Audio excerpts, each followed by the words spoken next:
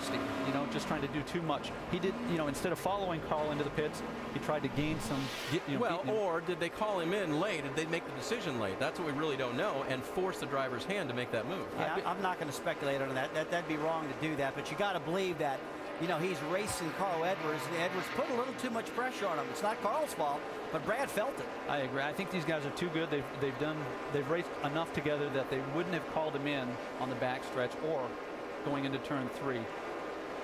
Well, it's been a great round of green flag pit stops, except for Keselowski. One team that had a good stop and running the 6th position right now is Steve Wallace. We go over the wall with his crew. They are fired up, getting Steve on and off of pit road.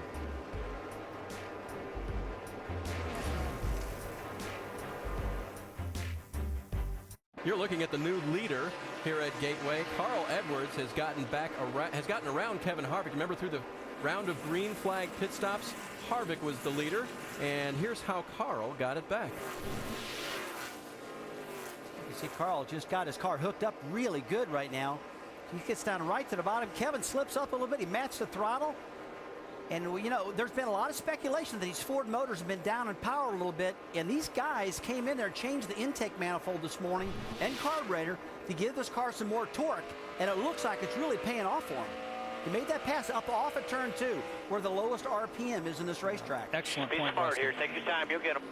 Excellent point. The other thing I like about that is it shows that Carl and his car are fast on the short run. Typically, these races are won on the short runs. So that may be significant. We'll watch for that later in the race. Let's take a look at what's happened so far today. This is our 5-hour energy rapid recap. You know, it started out with Colin Brown. He was on the outside of the front row. Trevor Bayne led him to the green, his second NASCAR Nationwide Series pole, but it wasn't long before Colin lost second, and that third place car, that old 22, yeah, the points leader, Brad Keselowski, got by Trevor Bayne and pretty much dominated the first half of this race. In fact, led at halfway, which is a pretty good omen, as you see him now on the right side of your screen as well, getting by Harvick for second. There was some trouble out there. Justin Allgaier had a little scoot with the wall there. Down into turn 1, Brad Coleman got up in the marbles, and as Ricky Craven would say, drove it through the snow and back to safety.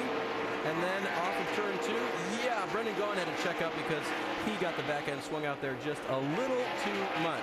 Now, Brad Kay, even though he gets back around Harvick for second, he had a little trouble coming to pit road. Carl has made a decision, last-minute decision for Brad, gets too hot going on the access road, skirts out through the grass, and doesn't spin the car around, actually hangs onto it. And the crew makes his pit stop and sends him back out, and really, no harm, no foul with that guy. I'm going to be watching here is that errors cause other errors. In other words, this error, the tendency is for the driver to make this up as quickly as possible. He wants to redeem himself. So, Rusty, he's got to be careful. He's got plenty of time. He doesn't need to burn through the field and get the lead back. Well, that's well said, Ricky, because I'm watching his lap times. He's about 0.3 of a second faster than anybody. He is mad at himself that he's made this mistake, and he's driving his brains out right now, trying to get some redemption for his team and for himself. And he's just got to pull the reins back a little bit. Don't drive too hard and tear this thing up. He's got a good car.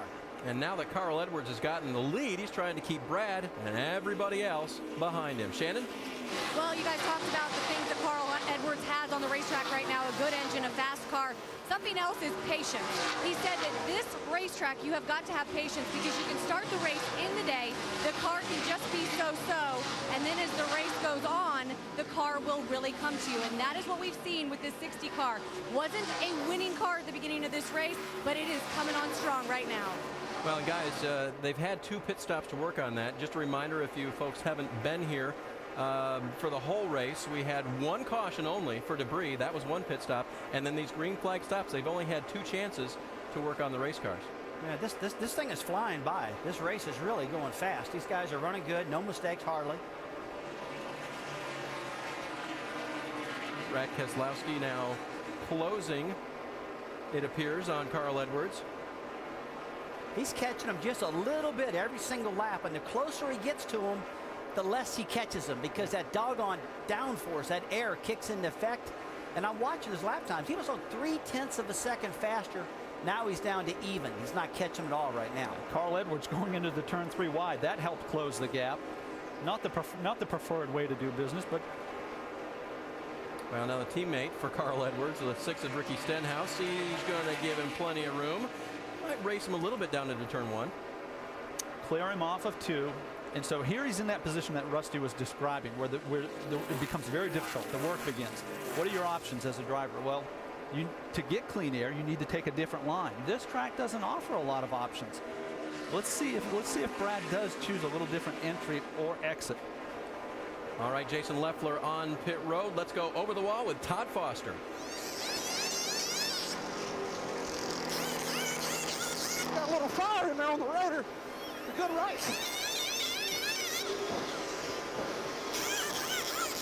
There you go. 4 tires of fuel, boys. He's had to work hard today. Changed a battery, changed 4 tires a couple of times, and now he's got fire to deal with, too. Thanks, Todd, for that great look.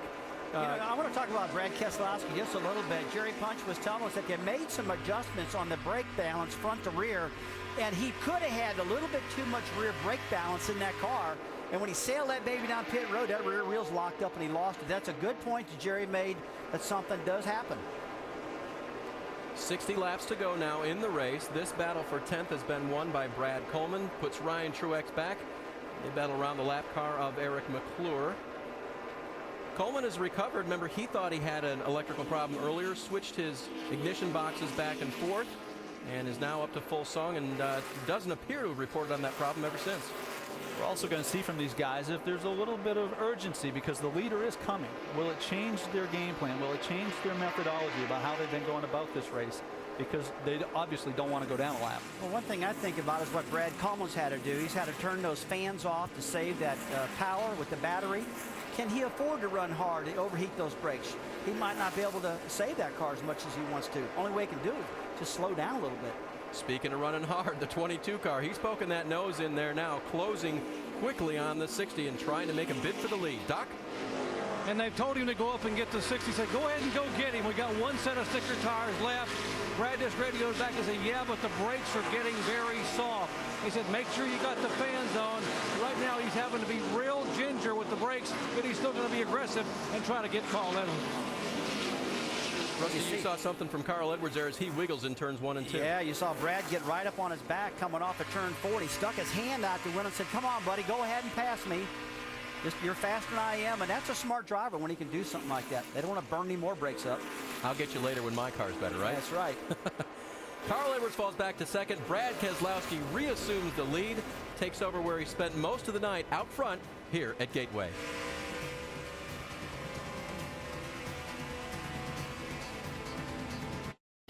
While we were away, our second caution for debris on the track that ended a 93-lap run of green flag racing. Brad Keselowski is off pit road first. Carl Edwards and Kevin Harvick will follow. And there are the position changes on our nationwide insurance race off pit road. Brad Keselowski, 2 tires. Also, Brendan Gaughan picked up 7 positions. What do you think, Rusty? 2 tires for Brad at this point? You think it's his last time on pit road, and I guess they've looked at their left side wear and determined it's pretty good? Well, I could be wrong, but I think it's too far to go to only take 2 tires. 57 laps to go. I think we need all the tires we can get. I can understand if we got to run with 30 to go to hit down pit road, put right sides on, but with almost a full fuel run yet to go, and you only take 2, I don't know if I'd have made that decision, but you know what? I've made a lot of wrong decisions too, so I'm probably talking to the wrong guy. And you always wanted 4, didn't you? I'm the 4-tire guy. That's right. All right, let's get some updates from pit road, starting with Doc. Well, it was Paul Wolf that made the call for 2 tires for Brad Keselowski, and he felt the car was suitable enough. They just had a little bit of a brake concern.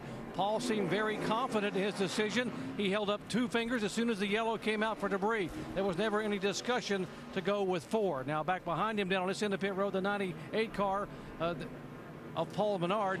He said the car much better since the rubber was taken out of the right rear. He just needed a little more grip, and they made an adjustment on the air pressure. Went around down on the track bar, 4 tires and fuel for the 98. Shannon.